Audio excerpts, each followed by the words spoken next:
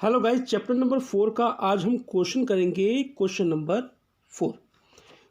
4 है हमारा, भारत के राष्ट्रपति के बारे में विस्तार पूर्वक वर्णन कीजिए।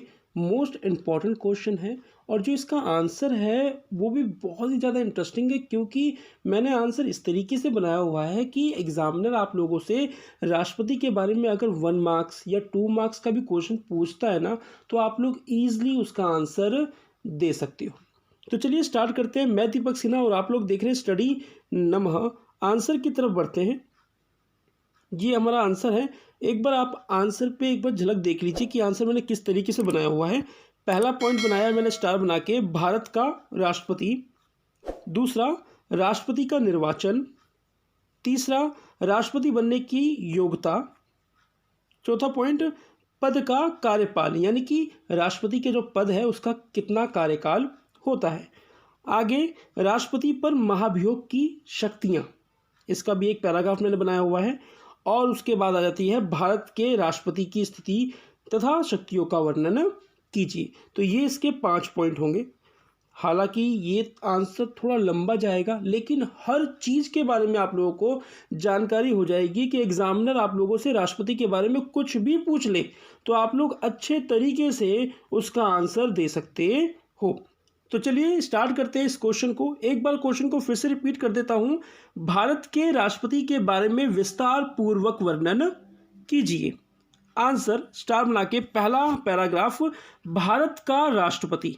ध्यान से देखना, मेरी बातों को समझना प्लीज। राष्ट्रपति संघीय कार्यपालिका का औपचारिक अध्यक्ष है। संघीय कार्यपालिका का औपचारिक अध्यक्ष है। आगे बढ़ते हैं। कार्यपालिका शक्ति का प्रयोग, ध्यान समझना, कार्यपालिका शक्ति का प्रयोग उनके द्वारा यानी कि राष्ट्रपति के द्वारा, आगे, या सीधे अथवा उनके अधीन अन्य अधिकारियों के माध्यम से किया जाता है। वह देश के प्रथम नागरिक होते हैं। जो राष्ट्रपति होते हैं वो देश के क्या होते हैं? प्रथम नागरिक होते हैं। वर्तमान में भारत के राष्ट्रपति श्री रामनाथ कोविंद हैं। ये था पहला पैराग्राफ जो हमारे राष्ट्रपति के बारे में बताता है। इसके अंदर 1 मार्क्स का एक छोटा सा पॉइंट आप लोगों को ये देखने को मिला होगा कि वह भारत के प्रथम नागरिक हैं। एग्जामिनर आप लोगों से पूछ सकता है कि देश का प्रथम नागरिक कौन? तो राष्ट्रपति। और वर्तमान में राष्ट्रपति का नाम बताओ। अगर एग्जामिनर इस तरीके से पूछता है तो वर्तमान में राष्ट्रपति का नाम है श्री रामनाथ कोविंद। तो ये था हमारा पहला पैराग्राफ। अब आ जाइए दूसरे पैराग्राफ पर, जो इस तरीके से है कि राष्ट्रपति का निर्वाचन, यानी कि राष्ट्रपति किस तरीके से बनता है, कौन कौन लोग उनको चुनते हैं। तो ध्यान से समझना इस पैराग्राफ को प्लीज। एक्सप्लेन करेंगे। राष्ट्रपति का चुनाव एक निर्वाचक मंडल के द्वारा किया जाता है। किसके द्वारा? एक निर्वाचक मंडल के द्वारा किया जाता है। आगे, जिसमें संसद के दोनों सदनों के सदस्य, फिर से रिपीट कर रहा हूं, संसद के दोनों सदनों के सदस्य, यानी कि लोकसभा के सदस्य और राज्यसभा के सदस्य, दोनों सदस्य, तथा राज्य विधानसभाओं के निर्वाचित सदस्य होते हैं।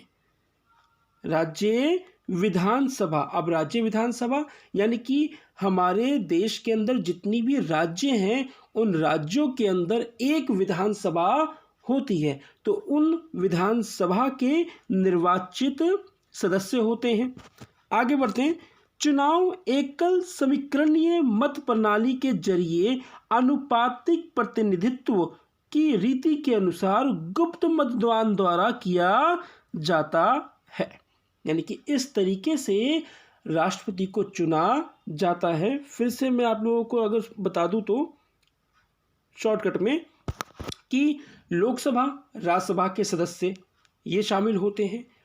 विधानसभा यानी कि राज्य के अंदर जितने भी विधानसभा है उसमें जो निर्वाचित सदस्य हैं वो लोग शामिल होते हैं राष्ट्रपति को चुनने के लिए। तो इस प्रक्रिया द्वारा राष्ट्रपति को चुना जाता है और इनका जो मतदान होता है वो गुप्त मतदान होता है। तो ये था हमारा सेकंड पैराग्राफ। आशा करता हूँ ये आप लोगों को समझ में आया होगा। नेक्स्ट पैराग्राफ पर बढ़ते हैं। आ जाइए, राष्ट्रपति बनने की योग्यता। बहुत ही इजी पॉइंट है इसके। पहला पॉइंट, वह भारत का नागरिक हो। सही बात है। दूसरा, 35 वर्ष की आयु पूरी कर चुका हो, यानी कि 35 साल से वो ज़्यादा हो। तीसरा पॉइंट, वह लोकसभा का सदस्य बनने की योग्यता रखता हो, यानी कि संविधान के अंदर जो लोकसभा बनने के लिए योग्यता रखी गई हैं वो सारी योग्यता उस व्यक्ति के पास होनी चाहिए। और चौथा पॉइंट, वह पागल या दिवालिया ना हो। सही बात है, एक समझदार व्यक्ति को ही हम राष्ट्रपति के पद पर बैठाना चाहेंगे, वो पागल नहीं होना चाहिए, ना ही दिवालिया होना चाहिए। तो ये एक योग्यता है राष्ट्रपति बनने की। तो ये थे 4 पॉइंट, बहुत ही ईजी हैं। इन चारों पॉइंट को प्लीज़ अच्छे से याद कर लेना। यहाँ से भी 1 मार्क्स का एग्जामिनर आप लोगों से क्वेश्चन पूछ सकता है। अब नेक्स्ट पैराग्राफ की तरफ बढ़ते हैं। पद का कार्यकाल, यानी कि राष्ट्रपति के पद का कार्यकाल। ध्यान समझना, एक्सप्लेन करेंगे। राष्ट्रपति अपना पद 5 वर्ष की अवधि के लिए धारण करता है। 5 वर्ष के लिए अगर वो चुन जाते हैं, जीत जाते हैं, कोई भी कैंडिडेट अगर जीत जाता है तो 5 साल के लिए अपनी कुर्सी पर कार्यरत हो गया। आगे बढ़ते हैं। तथा वह पुनः चुनाव लड़ सकता है। फॉर एग्जाम्पल 5 साल उनके कंप्लीट हो गए, फिर से राष्ट्रपति के चुनाव होंगे, तो वो राष्ट्रपति दोबारा राष्ट्रपति बनने के लिए चुनाव लड़ सकता है। आगे बढ़ते हैं। वह उपराष्ट्रपति को अपना त्यागपत्र सौंप सकता है। ध्यान समझना। फॉर एग्जाम्पल राष्ट्रपति 5 साल के लिए चुने गए, बीच में क्या हुआ कि वो अपने पद से हटना चाहते हैं, कारण चाहे कुछ भी हो, तो जब वो अपना त्यागपत्र देंगे तो वो उपराष्ट्रपति को अपना त्यागपत्र देते हैं। तो वही बात इसमें कही जा रही है। आगे बढ़ते, उनके त्यागपत्र की सूचना उपराष्ट्रपति द्वारा लोकसभा के अध्यक्ष को दी जाएगी। यानी कि जो राष्ट्रपति हैं वो अपना त्यागपत्र अगर देते हैं तो सबसे पहले किसको देंगे? उपराष्ट्रपति को देंगे। और उपराष्ट्रपति क्या करेगा कि जब उसको इस बात की सूचना मिल जाएगी कि राष्ट्रपति अपने पद से हटना चाहते हैं तो इस बात की वो सूचना लोकसभा के अध्यक्ष को देंगे। तो ये था उनका कार्यकाल। आशा करता हूँ इस पैराग्राफ को भी आप लोग अच्छे से समझ गए होंगे। अब नेक्स्ट पैराग्राफ की तरफ। वही बात है बच्चों, मैंने राष्ट्रपति के हर पॉइंट को अच्छे तरीके से समझाने की कोशिश करी है कि आप लोगों को अच्छे से अच्छी जानकारी मिल जाए। ये नेक्स्ट पैराग्राफ कह रहा है राष्ट्रपति पर महाभियोग की प्रक्रिया।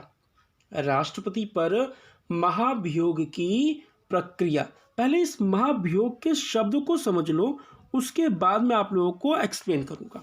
महाभियोग का मतलब होता है राष्ट्रपति को उसके पद से हटाना। अब आ जाओ थोड़ा सा पीछे। हमने भी पीछे वाले पैराग्राफ में ये पढ़ा कि 5 साल के लिए राष्ट्रपति को चुन लिया गया, लेकिन राष्ट्रपति में हमने ये पाया कि राष्ट्रपति संविधान की धाराओं के साथ नहीं चल रहे, संविधान का उल्लंघन कर रहे हैं। तो उनको उनके पद से हटाने के लिए महाभियोग चलाया जाता है। क्या चलाया जाता है? महाभियोग। ये प्रक्रिया इस तरीके से होती है कि इस प्रक्रिया के अंदर राष्ट्रपति को उनके पद से हटाया जाता है। इसी प्रक्रिया को कहा जाता है महाभियोग। तो अब एक्सप्लेन करते हैं पैराग्राफ को, ध्यान समझना इस बात को क्या कह रहा है। और ये महाभियोग के बारे में मैं पहले बता दूं कि मोस्ट इंपॉर्टेंट है। यहां से तो 2 मार्क्स का एग्जामिनर आप लोगों से क्वेश्चन 110% पूछ सकता है। एक्सप्लेन करते हैं। कह रहा है राष्ट्रपति को संविधान के उल्लंघन के लिए, देखा बात आ गई ना, संविधान के उल्लंघन के लिए अपने पद से महाभियोग द्वारा हटाया जा सकता है। आगे बढ़ते हैं। महाभियोग का प्रस्ताव दोनों सदनों में से किसी में भी आ सकता है। यानी कि हटाने की जब प्रक्रिया शुरू होगी तो लोकसभा में भी, उनका प्रस्ताव लोकसभा में भी आ सकता है और राज्यसभा में भी आ सकता है, यानी कि किसी भी सदन में उनको हटाने के लिए प्रस्ताव आ सकता है। आगे बढ़ते हैं। और 2/3 बहुमत से पारित होने पर राष्ट्रपति को अपने पद से हटना पड़ेगा। 2/3। अब समझ लो बात को कि ये लास्ट की नीचे वाली लाइन कह क्या रहा है। फॉर एग्जाम्पल, राष्ट्रपति को हटाने के लिए प्रस्ताव लोकसभा में आया और ये देखा गया कि राष्ट्रपति संविधान का उल्लंघन करते हुए दिखे हैं, सही से संविधान का पालन नहीं कर रहे हैं, तो इनको हटाया जाना चाहिए। तो लोकसभा ने क्या किया कि लोकसभा में जितने भी सदस्य हैं उनका 2/3 सदस्यों ने राष्ट्रपति को उनके पद से हटाने के लिए मंजूरी दे दी, यानी कि लोकसभा से ये पास हो गया। 2/3 बहुमत मिल गया, यानी कि लोकसभा से पास हो गया। अब ये फाइल कहाँ चली गई? राज्यसभा के पास, यानी कि प्रस्ताव राज्यसभा के पास गया। राज्यसभा में भी 2/3 प्रत्याशियों ने राष्ट्रपति को हटाने के लिए मंजूरी दे दी। इन दोनों सदनों से जब प्रस्ताव पास हो जाता है तब राष्ट्रपति को अपने पद से हटना पड़ता है। आशा करता हूँ ये पॉइंट आप लोगों को अच्छे से समझ में आ गया होगा। अब बढ़ते हैं नेक्स्ट पैराग्राफ की तरफ। ये है नेक्स्ट पॉइंट हमारा, जो कि मोस्ट इम्पॉर्टेंट है। एग्जामिनर आप लोगों से शॉर्टकट में ये पूछ सकता है कि भारत के राष्ट्रपति की स्थिति या शक्तियों के बारे में बताओ, उसका वर्णन करो। तो मैंने इस पॉइंट के 5 पॉइंट लिखवा रखे हैं, यही आप लोगों का आंसर हो जाएगा। इस पॉइंट से आप लोगों ने ऊपर बहुत सारे पॉइंट्स देखे होंगे, वो सिर्फ राष्ट्रपति के बारे में बताना था कि आप लोगों से एग्जामिनर कई 1 मार्क्स या 2 मार्क्स का भी क्वेश्चन पूछ लेता है, तो आप लोगों को राष्ट्रपति के बारे में पूरी जानकारी होनी चाहिए। अब आ जाइए मेन बात पर, भारत के राष्ट्रपति की स्थिति यानी कि शक्तियों का वर्णन कीजिए। पॉइंट नंबर 1 ध्यान से समझना, बहुत ही टफ पॉइंट होंगे, मेरे शब्दों को ध्यान से आप लोग प्लीज सुनना। पहला पॉइंट, कार्यकारी शक्तियां। कार्यकारी शक्तियां कह रहा है केंद्र की कार्यकारी शक्ति राष्ट्रपति में निहित है। केंद्र की कार्यकारी शक्ति राष्ट्रपति में निहित है। प्रधानमंत्री की नियुक्ति राष्ट्रपति द्वारा की जाती है तथा अन्य मंत्रियों की नियुक्ति वह प्रधानमंत्री की सलाह से करता है। राष्ट्रपति शासन के दौरान राज्यों पर केंद्र का पूरा नियंत्रण होता है। ये तो मैंने पूरा पैराग्राफ आप लोगों को पढ़ के समझा दिया। आप लोगों को पता नहीं शायद समझ में आया होगा या नहीं। अब मैं इसी पैराग्राफ को प्लीज़ तोड़ कर आप लोगों को समझाता हूँ और प्लीज़ समझते चले जाना। फिर से पॉइंट नंबर 1, कार्यकारी शक्तियाँ, यानी कि केंद्र की कार्यकारी शक्ति राष्ट्रपति में निहित होती है, यानी कि केंद्र जितने भी कार्य करता है वो राष्ट्रपति के अधीन होकर करता है। राष्ट्रपति के अधीन होकर करता है। राष्ट्रपति या आर को समझ लो राष्ट्रपति, और ये प्रधानमंत्री। आप लोगों ने देखा होगा भारत के अंदर जितनी भी कार्य करता है ये प्रधानमंत्री करता है, मगर ये मंजूरी कहाँ से मिलती है? राष्ट्रपति के द्वारा। ठीक है, यानी कि अधीन होकर कार्य करता है, यानी कि अधीन होकर तो करता है लेकिन सारी शक्तियों का उपभोग कौन करता है? प्रधानमंत्री करता है। यह आप लोगों का पहला लाइन जो मैंने यहाँ तक टिक लगा रखी थी। अब आगे आ जाओ, कह रहा है कि प्रधानमंत्री की नियुक्ति राष्ट्रपति द्वारा की जाती है। प्रधानमंत्री की नियुक्ति कौन करता है? ये राष्ट्रपति करता है। ठीक है, आगे बढ़ो। तथा अन्य मंत्रियों की नियुक्ति वह प्रधानमंत्री की सलाह से करता है, क्योंकि प्रधानमंत्री का एक कैबिनेट होता है, यानी कि मंत्री परिषद, इसके अंदर भी सदस्य होते हैं। तो इन सदस्यों की जो नियुक्ति है वो राष्ट्रपति करता है। किसके कहने पर? प्रधानमंत्री के कहने पर। ठीक है, अब आगे आ जाओ। कह रहे राष्ट्रपति शासन के दौरान राज्यों पर केंद्र का पूरा नियंत्रण होता है। राज्य में राष्ट्रपति शासन लग गया फॉर एग्जाम्पल, तो जो केंद्र में जिसकी सरकार होती है, केंद्र में सरकार वही जो प्रधानमंत्री होगा उसी की केंद्र में सरकार होगी, तो पूरा का पूरा नियंत्रण केंद्र के हाथों में चला जाता है। तो ये थी हमारी पहली शक्ति राष्ट्रपति की। अब आ जाइए पॉइंट नंबर 2 पर। सैन्य तथा राजनीतिक शक्तियां, बहुत ही इजी पॉइंट है, पहले वाले में तो ज़्यादा समझाना पड़ा, इसमें समझाना ज़्यादा नहीं पड़ेगा। कह रहा है राष्ट्रपति भारत के तीनों सैन्य बलों का सर्वोच्च सेनापति है। उसे युद्ध एवं शांति की घोषणा करने संबंधी शक्तियां प्राप्त है। जल थल वायु तीनों सेनाओं का राष्ट्रपति क्या होता है? सेनापति होता है। अब आ जाइए पॉइंट नंबर 3, विधायी शक्तियां। ये भी इजी है, ध्यान समझना। कोई भी विधेयक या कोई भी प्रस्ताव आगे राष्ट्रपति की स्वीकृति के बिना कानून नहीं बन सकता तथा धन विधेयक बिना राष्ट्रपति की अनुमति के पेश नहीं किया जा सकता। 2 बातें कही गई हैं इसके अंदर। जब तक राष्ट्रपति अपने सिग्नेचर ना कर दे किसी विधेयक के ऊपर तो वो विधेयक कानून नहीं बन सकता। और दूसरी बात बोली गई है कि बिना राष्ट्रपति की अनुमति के पेश नहीं किया जा सकता। और इसमें एक लाइन और अच्छी से ऐड कर देता हूँ, जो धन विधेयक होता है सबसे पहले लोकसभा में आता है। ठीक है, अब आ जाइए लास्ट 2 पॉइंटों पे। दिखने तो बड़े बड़े लिख रहे हैं मगर समझ में आ जाएगा आप लोगों को। न्यायिक शक्तियां, ध्यान समझना इस बात को, और इजी भी है।